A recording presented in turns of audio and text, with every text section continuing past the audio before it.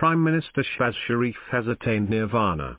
Within the same fortnight, he has met President Vladimir Putin at the SCO summit at Samarkand, attended the funeral of Queen Elizabeth II in London, addressed the United Nations General Assembly in New York, been received by the IMF Managing Director Kristalina Georgieva and World Bank President David Malpass, and photographed sandwiched between U.S. President Joe Biden and Mrs. Jill Biden. Fate could not have beamed more broadly on him. For the past 25 years and more, Shehbaz Sharif has been lurking and working under the shadow of his elder brother Nawaz Sharif. Now at last, since April 2022, he is his own man, ostensibly. From the frequent stopovers he makes in London, though, it appears he is still required to consult the king across the waters. In Pakistan, he may be Prime Minister ruling over 225 million, but at Stanhope Place, London W.2, he is very much the obedient younger brother. Shehbaz Sharif has returned to Pakistan with the excess baggage of Ishaq Dar, foisted on him by Nawaz Sharif. For those who suffer from political amnesia, Ishaq Dar was the Cessna chartered accountant who, after serving the sheriffs as their financial factotum, found himself retrofitted with Boeing ambitions. He served the sheriffs as finance minister 4 times, 1998-99, 2008, 2013-17, and briefly again in late 2017. In power, he was dubbed the Deputy Prime Minister, chairing at one time 45 parliamentary committees. Out of power, he collaborated with the establishment while in its custody at Chomber House. Once released, he reneged, disowning his damaging revelations about the fluidity of the sheriff's financial machinations over the years. Fate couldn't have beamed on Dar more broadly. Connected with Nawaz Sharif through marriage, Dar has benefited from their good fortune. From working in Libya's government audit department in 1976, 40 years later Dar's last declared assets increased dramatically to Rs 583 million plus Rs 325 million in Pakistan investment bonds.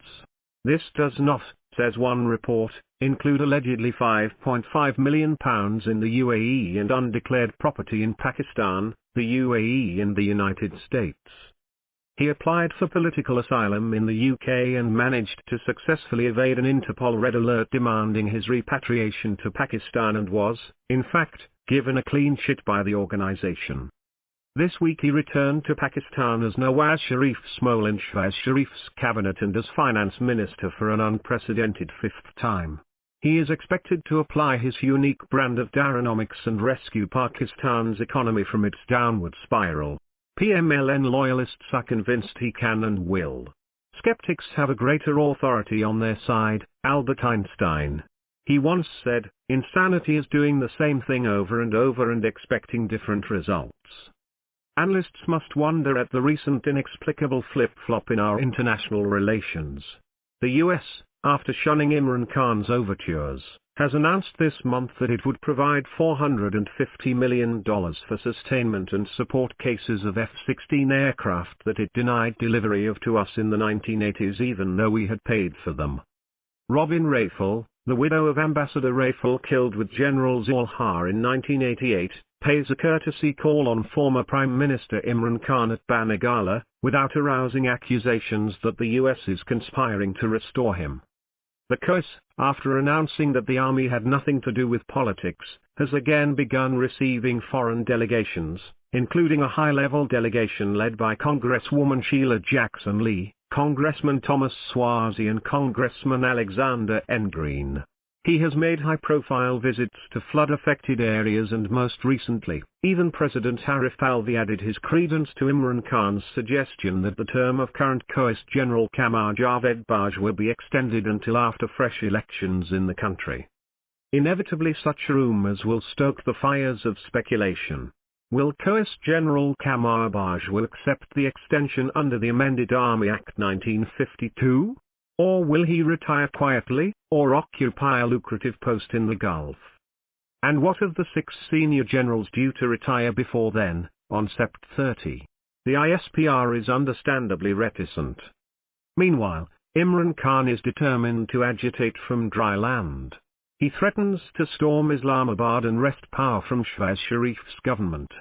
Simultaneously, he holds out that he is prepared to return to the present assembly provided there is an independent inquiry into the moribund Cybergate incident. In all this domestic maelstrom, neighboring countries like Iran, Afghanistan and India watch us with silent condescension, bordering on contempt. They cannot understand why our leaders should bicker so publicly. Over the past fortnight, the funeral of the late Queen Elizabeth II has caused many to marvel at the plans made for it years in advance. That is not unusual. Pakistani politicians, too, have been planning each other's funerals for years. The writer is an author. www.fsajazuddin.park. Published in Dawn, September 29, 2022.